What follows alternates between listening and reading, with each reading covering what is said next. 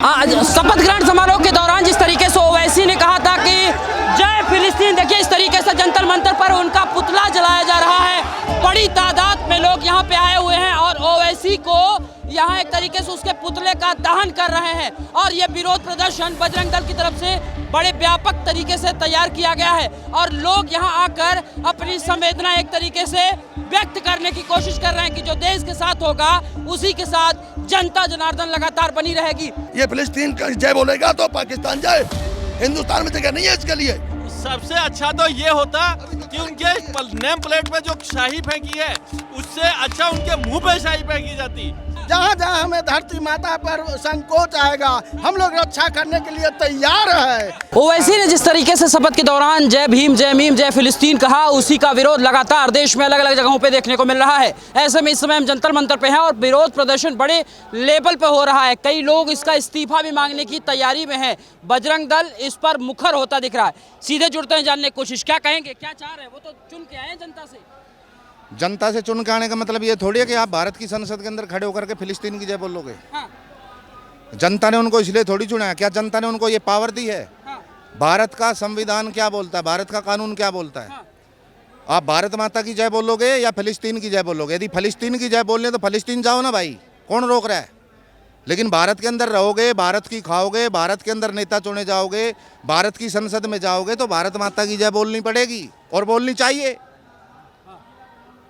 लेकिन वो कह रहे हैं मैं कानून बहुत तरीके से जानता हूँ, संविधान में पढ़ा लिखा हूँ, मैं एक तरीके से बैरिस्टर हूँ, मैं जो बोला हूँ उसी पे कायम हूँ। भाई इस देश का दुर्भाग्य है कि देश की संसद के अंदर एक चुने हुए सांसद ने इस प्रकार का कुकर्तव्य किया और वो ऐसा कुकर्तव्य करने के बाद भी सरेआम ये कहता हुआ घूम रहा कि हाँ मैंने जो किया वो सही किया और मैं अपनी बात के ऊपर अडिग हूँ। क्योंकि कहीं ना कहीं कानून के अंदर भी ये प्रावधान है और जो बंदा इस प्रकार का कुकर्तव्य करता है उसके ऊपर कानूनी कार्रवाई होनी चाहिए। आज तो फिलिस्तीन की जय हो रही है, कल को यही लोग जब भारत की संसद के अंदर पाकिस्तान की जय बोल देंगे तब कोई क्या उखाड़ लेगा। ये एक प्रकार से इस देश की जनता को सीधे सीधे ललकार रहे हैं कि भाई हम तो ऐसे ही बोल लेंगे, तुम क्या कर लोगे? वो तो बोल रहे हैं फिलिस्तीन की जय, तुम क्या कर लोगे? अरे लेकिन वो ये भी तो कह रहे हैं कि भाई हिंदू राष्ट्र जिंदाबाद के नारे लग रहे हैं और तरह तरह के नारे लग रहे हैं, जय श्री राम के नारे लग रहे हैं, उस पर कोई आरोप नहीं लगा रहा भाई साहब। भाई भारत के अंदर भारत के अंदर रह करके यदि भारत माता की जय नहीं बोल लेंगे, यदि जय श्री राम नहीं बोल लेंगे तो क्या बोल रहे हैं? क्या बोल रहे हैं? भारत का मूल है राम और राम के सिवा आप वो फिलिस्तीन ढूंढ रहे हैं। हिंदुस्तान में फिलिस्तीन ढूंढने का क्या मतलब है? जिसको भारत माता की जय बोलने में आशंका होती है वो फिलिस्तीन की जय बोलने में सहज हो रहा है। ऐसा क्यों? मतलब खाएगा यहाँ भारत का और बोलेगा, गुन गाएगा फिलिस्तीन के, ऐसा क्यों? जिसको भारत माता की जय बोलने में परेशानी होती है वो फिलिस्तीन की जय क्यों बोलेगा? कल संसद में जाए ना, वो इंडिया से जाए, अपने पाकिस्तान में रहे, यहाँ क्यों रह रहा है वो? अरे उसका अधिकार है भाई, देश उसने भी सुनत कराया। वो अधिकार है तो उसे जय श्री राम बोलना पड़ेगा। जाकिर नायक की तरह इनको भी बाहर करना। वो फिलिस्तीन नहीं बोलेगा, उसको अधिकार है यहाँ रहने का तो वो जय श्री राम बोलना पड़ेगा उसे। ये हिंदुस्तान का कानून है। कह रहे ये कोई तानाशाही है क्या? देश हमारा नहीं है। वो अकेले का ही वो देश है क्या? और मुसलमान नहीं है क्या? और मुसलमान तो नहीं बोल रहा है। और ये बोलेगा, ये फिलिस्तीन का जय बोलेगा तो पाकिस्तान जाए, हिंदुस्तान में जगह नहीं है इसके लिए। हाँ, और क्या बोलूं बताइए? अरे वो ये कह रहे हैं उनके घर के ऊपर कालिक पोत दी जाती है, वो सांसद हैं, जनता के द्वारा चुन के आए हैं, कोई ऐसा नहीं किया ऐसे चले आए। वो ऐसे काम करेगा तो उसका घर भी तोड़ दिया जाएगा। भगवान का शुक्र है उनके मुंह पे कालिक नहीं फेंकी है। अगर उनके मुंह, सबसे अच्छा तो ये होता कि उनके नेम प्लेट पे जो शाही फेंकी है उससे अच्छा उनके मुंह पे शाही फेंकी जाती, वो होता बदला। ये कोई बदला थोड़ी नहीं हुआ कि उससे फेंक दिया। कभी उनका भाई गलत बोलता है अकरुद्दीन ओवैसी कि देश में हिंदुओं को आधी, अब हम आधी 20 करोड़ है तो इतना देख लो, इतना कर देंगे कि 100 करोड़ पे हम भारी है। कभी ओवैसी बोल रहा है क्या हम लोग आधी बेवकूफ़ है क्या? हम लोग मूर्ख है क्या? जनता जनार्दन है, हम लोग भी एक है, सनातन एक है, सनातन धर्म एक है। जहाँ जहाँ हमें धरती माता पर संकोच आएगा हम लोग रक्षा करने के लिए तैयार है और सदैव तैयार रहेंगे और तत्पर रहेंगे। और उसकी इतनी हिम्मत कि हमारे संविधान के गलत बगल को गोली मारू। अरे मतलब गद्दार देश का नेता नहीं है वो, देश का नेता नहीं, वो गद्दार है।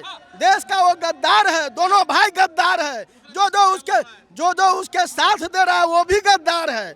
इतने बड़े नेता हैं, बड़ा चेहरा है, बहुत लोग उनका समर्थन करने के लिए उतर गए हैं, ये गलत चीज है क्या?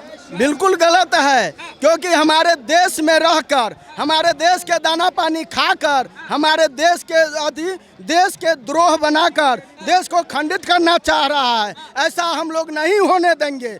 हमारे भारत में सभी को रहने का अधिकार है, सभी को अधिकार, लेकिन देश के अंदर भारत माता की जय बोलना होगा। फिल्मिस्तान को बोलेगा तो उसको भारत छोड़ना होगा। वो जहाँ फिल्मिस्तान जाकर रहे, हमारे देश में रहने का उसको अधिकार नहीं है। जय श्री राम। अरे गद्दार है ओसी, बिल्कुल गद्दार। वो वैसी गद्दार है, जो व्यक्ति भारत माता की जय बोलने से पैर में दर्द हो जाता है, उसके चनूने लग जाते हैं, वो बोल रहा है फिलिस्तीन जिंदाबाद। गद्दार नहीं है क्या? अरे भारत माता की जय बोल, फिर तो कुछ ही बोल। इस भारत में रहना है, भारत माता की जय हम भी बोलते हैं, वो बोले। देश प्रेम किसी से सर्टिफिकेट लेने की जरूरत नहीं मुझे। वो गद्दार है, तलवार के जोर से सलवार पहन लिया उसने, नहीं तो 3 पीढ़ी में जाओ उसका भाई साहब, मेरा भाई मेरी माँ को गाली देगा तो मेरा भाई है क्या? ये मेरे भाई हैं, माँ को गाली देंगे, भाई हैं क्या ये? वो अगर मुस्लिम हमारे भाई हैं तो और ओबीसी हमारा भाई है तो गाली बकेगा क्या? इस भारत में रहेगा और भारत की जगह नहीं करेगा, फिलिस्तीन जगह करेगा। आज फिलिस्तीन बोल रहा है, कल अफगानिस्तान बोलेगा, फिर बांग्लादेश बोलेगा, फिर पाकिस्तान बोलेगा, फिर भारत की बुराई करेगा। क्या मतलब इसका भाई साहब? क्या चाहता है वो? क्या चाहता है? ऐसे व्यक्ति को राजद्रोह का मुकदमा चलना चाहिए और लोकसभा से तुरंत सस्पेंड करना चाहिए। लेकिन सर विपक्ष इस पे कुछ भी नहीं बोलने के लिए तैयार है, क्या कहेंगे? विपक्ष तो मिला हुआ है भैया, विपक्ष तो मुस्लिम वोट चाहता है, वही तो विषय है कि मुस्लिम वोट चाहता है। वही कारण है कि होना चाहिए एक वोट, एक ही पॉलिसी। मुस्लिमों के प्रति आस्था एक ही वजह है और कोई वजह नहीं है। क्या वजह है? सभी दल जो है ना, बाकी जो विपक्ष है वो सब मुस्लिमों के पीछे तो घूम रहे हैं, इसलिए वो नहीं बोलना चाहते। राहुल भैया तो ये कह रहे हैं कि भाई हम संविधान को हाथ में लेके चल रहे हैं। क्या इस बात बोलने से संविधान का कुछ दिक्कत हुआ? वैसे यह है, वैसे राहुल जी का तो है ही नहीं। आज तो हम यहाँ पर इकट्ठा हुए हैं ओवैसी के बोलने से। जो बजरंग दल इकट्ठा हुआ है, यहाँ पर इकट्ठा हुआ है कि ओवैसी ने जय फिलिस्तीन बोला संसद में, इसके कारण में इकट्ठे हुए। उस विषय पर कुछ बात करने तो करिए। राहुल, अब आप संविधान हाथ में लेके चल रहे हैं। सन 75 में क्या हुआ था? सन 75 में क्या हुआ था? जब उनकी दादी ने संविधान को पैरों के तले रौंद दिया था। मुझे लगता है शायद वो नीचे गिरा हुआ उठाने का प्रयास कर रहे हैं राहुल जी।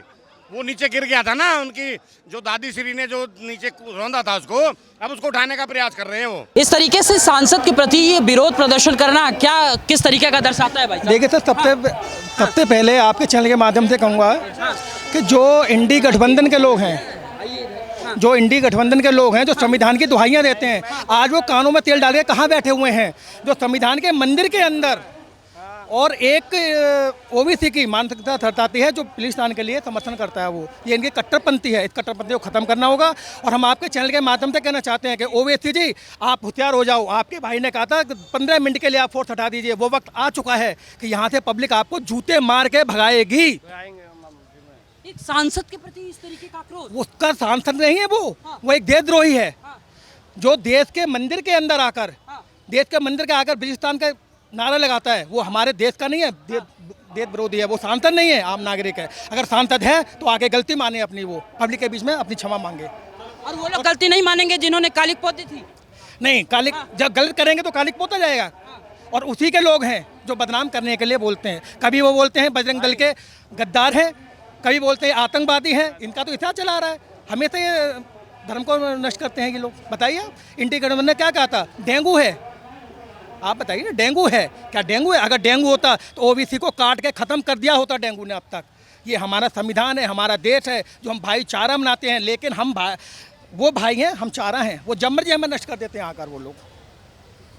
लेकिन संविधान की रक्षा करने वाले राहुल गांधी उसी सदन में बैठे थे, बीजेपी के लोग भी उसी सदन में बैठे थे, लेकिन किसी ने कुछ भी बोलने की जहमत नहीं उठाई। आप समझ रहे हैं, मैं भी 1 मिनट पहले क्या कहा है आपके चैनल के माध्यम से, मैंने यही कहा है कि जो संविधान की दुहाई देते हैं, बुक दिखाते हैं, वो कानों में तेल डाले कहाँ बैठे हुए हैं। अपनी दादी जी का इतिहास याद करें, वो 1975 का, उनकी दादी जी ने, जो आप डिबेट कर रहे हैं ना, और हम लोग बैठे हुए हैं आपके वाइट देने के लिए, ये सब खत्म हो गया था। प्रिंट मीडिया पे बैन लगा दिया था उन लोगों ने, सबको, विपक्ष को जेल के अंदर डाला था। आज आप राहुल गांधी बहुत सुरक्षित, आप भारत के प्रधानमंत्री को, आप देश की जनता को, आप बजरंग दल को, आप जब मर्जी आप बोल देते हैं कि देशद्रोही हैं, ये आतंकवाद हैं, ये आतंकवाद होते हैं तो पता लग जाता आप लोगों को। लेकिन हम देश निरपेक्ष हैं, अपने देश के अंदर रहना चाहते हैं, देश में रहना चाहते हैं। सब ओवैसी जी भी अपनी समझदारी का उद्देश्य दें। अच्छा, क्या लगता है क्यों बोला होगा इस तरीके से? भाई ये मुझे मान नहीं है, चाहे तो मारेंगे तभी मारेंगे। क्या कहेंगे भाई साहब? हाँ। ये भाषण सिर्फ इसलिए दिया जाता है कि वो 20% को खुश करने के चक्कर में, ये 20% को खुश करने के चक्कर में 80% को नाराज करने, पर 80% में भी कुछ जयचंद हैं हमारे पास जो हमारे खिलाफ चल रहे हैं। हम कहते हैं कि आप संविधान को मानते हैं, आप बोल रहे हैं संविधान को मानते हैं, संविधान के भी आप विपक्ष की सीटें आई हैं, फिर अब संविधान कहाँ चला गया? भारत माता की जय बोलने में दिक्कत क्या है? भारत माता के लाल हैं हम, देश में जितने भारत माता के लाल हैं, भारत माता की जय बोलने में दिक्कत क्या है? कह रहे हैं मुझे देश के प्रति प्रेम के लिए सर्टिफिकेट की जरूरत नहीं है इन लोगों की, मैं देश प्रेमी हूँ, मैं संविधान को मानता हूँ, संविधान को जानता हूँ, जो बोला था वहीं कायम हूँ। उसके भाई ने तो ये बोला था, वो भी तो संविधान को मानता था, वो भी तो था, वो कह रहा था ना 15 मिनट के लिए पुलिस हटा दो, तब संविधान कहाँ था? भारत में रह के भारत माता की जय बोलने में क्या दिक्कत है? और ये राष्ट्रीय गान तक नहीं गाते क्यों? क्या है राष्ट्रीय गान में? जितने बॉलीवुड के हैं राष्ट्रीय गान गाने में दिक्कत क्या है इनको? क्या मतलब हम इनकी माता, अगर धर्म के आधार पे इनको में रहना होगा, जय श्री राम कहना होगा। ये जबरदस्ती है, जबरदस्ती नहीं है, ये सेकुलर देश है भाई। सेकुलर नहीं है, सेकुलर सब जोड़ा गया है महाराज, सेकुलर सब इंदिरा गांधी ने जोड़ा था नहीं। अगर ये सेकुलर है तो कहते हैं ना संविधान बदल देंगे, कांग्रेस ने, राहुल क्या नाम उसका, इंदिरा गांधी ने संविधान में बदलाव करे, सरदार जी मनमोहन सिंह जी ने करे, और पंडित जवाहरलाल नेहरू ने संविधान में बदलाव करा। अगर जरूरत पड़ती है किसी भी कानून को बदलाव के लिए तो बदलाव हो सकता है, इन्होंने भी करा, मोदी जी भी करेंगे। संविधान कौन बदल रहा है? संविधान कोई नहीं बदल रहा है सब, संविधान जैसा वैसा रहेगा। संविधान में कुछ कानूनों में बदलाव किया जा सकता है। भारत के लोगों को बेवकूफ़ समझ रखा है। भारत के 140 करोड़ के जिसको मंदिर कहते हैं उसके अंदर जय फिलिस्तीन कह रहा है। चले जाना वो गद्दार फिलिस्तीन वहाँ पर, यहाँ पर कर रहा है। फ्लाइट की टिकट नहीं मिल रही तेरे को, हम करवा रहे मुहैया, चले जा, कितना फिलिस्तीन कर रहा है। भारत के मुसलमानों को यह सोचना चाहिए कि तुम्हें बदनाम करने वाले तुम्हारे ही कौम के लोग हैं। कोई पाकिस्तान, ईरान, इराक, सीरिया से नहीं आ रहे, टर्की से नहीं आ रहे, इधर के ही लोग तुम्हारे को यहाँ बदनाम कर रहे हैं, तुम्हारे मजहब के लोग ही। कौन नहीं आए? एक भी मुसलमान कौन नहीं खड़ा हुआ दिख रहा है यहाँ पर। और हमारे ऊपर क्या मुकदमा दर्ज कर रहा है? दिल्ली पुलिस को थोड़ी सी भी शर्म नहीं आई मुकदमा दर्ज करते हुए। और बीजेपी वाले कहाँ मौन बन के बैठे हैं? 153A में, मतलब कि 153A में हमारे ऊपर मुकदमा दर्ज कर दिया। हमने हिंसा भड़काई है, हमने किसी के मजहब के बारे में फालतू बोला है। जागने का समय है। अगर सनातनी है तुम अभी भी chilli potato, momos, club, disco bar, बड़ी गाड़ी, बड़े बंगले के चक्कर में रहना, तो ये सब तुम्हारा ना, तुम्हारे बच्चों का ना, तुम्हारे बाप के बाप का ना, तुम्हारी औलाद के औलाद का, ये सब इन फिलिस्तीन के बापों का रहेगा यहाँ पर। ठीक है जी, जो फिलिस्तीन है ना, ये फिलिस्तीन वाले, ये फिलिस्तीन के नाजायज औलाद यहाँ पर बाहर आते हैं। क्या है फिलिस्तीन? क्या है गाजा? बताओ ना, गाजा क्या है?